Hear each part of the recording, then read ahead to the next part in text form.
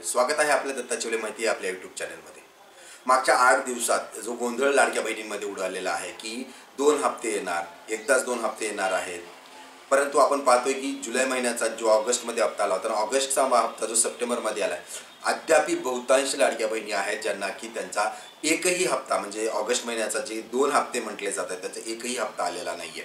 मग नेमकं त्यांच्यामध्ये चिंतेचं वातावरण आहे की नेमकं आपण अपात्र झालोय की काय, आणि मग 2 हप्ते तर सोडा, एकही हप्ता आलेला नाहीये। मग नेमकं अशा लाडक्या बहिणीने काय करायचंय हे सविस्तर आपण या व्हिडिओच्या माध्यमातून जाणून घेणार आहोत। त्यापूर्वी जर तुम्ही चॅनलवरती प्रथम आला असाल तर माझी तुम्हाला विनंती आहे, चॅनलला सबस्क्राईब करा जेणेकरून सरकारी योजना व त्याच्याशी रिलेटेड अपडेट्स वेळेतच तुमच्याकडे एकत्र पोहोचले जातील।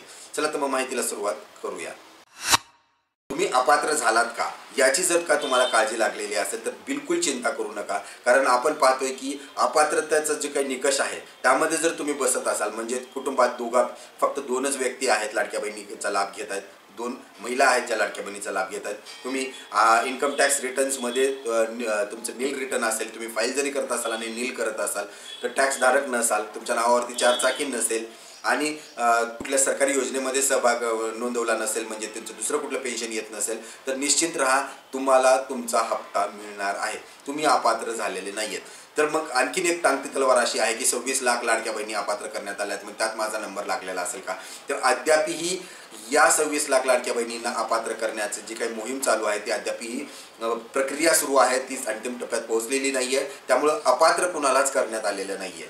ज्या लाडक्या बहिणी जुलै महिन्यात पात्र होत्या त्याच ऑगस्ट महिन्यामध्ये पात्र आहेत। आता सप्टेंबरमध्ये तुम्हाला हप्ता येणार आहे म्हणजे ऑगस्टचा, तर तुम्ही पात्र आहातच।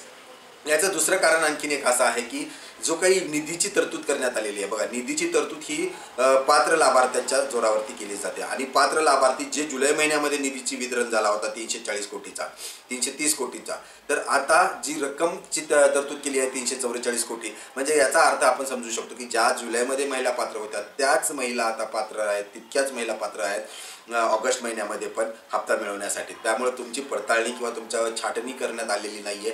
हां, हप्ता यायला उशीर लागत असेल तर त्याचे बरेचसे कारण असू शकतात, टेक्निकली ऑनलाईन सरकारकडनंही अडचणी येऊ शकतात, किंवा ग्राउंड लेवलला तुमच्याकडनंही तुम्ही कागदपत्र एकदा तपासून बघा, आधार लिंक बँक अकाउंट आहे का याची खात्री करून घ्या, आणि निश्चित राहा की तुम्हाला तुमचा हप्ता आज नाही तर उद्या मिळणार आहे। त्यासोबतच आणखीन एक संभ्रमाचं वातावरण होतं की 2 हप्ते एकत्र येणार, 2 हप्ते एकत्र येणार, तर तसं होणं शक्य नाहीये, कारण 2 हप्ते एकत्र असेल तर 700 कोटीच्या आसपासचा, 700-750 कोटीच्या आसपासचा निधी लागणार आहे।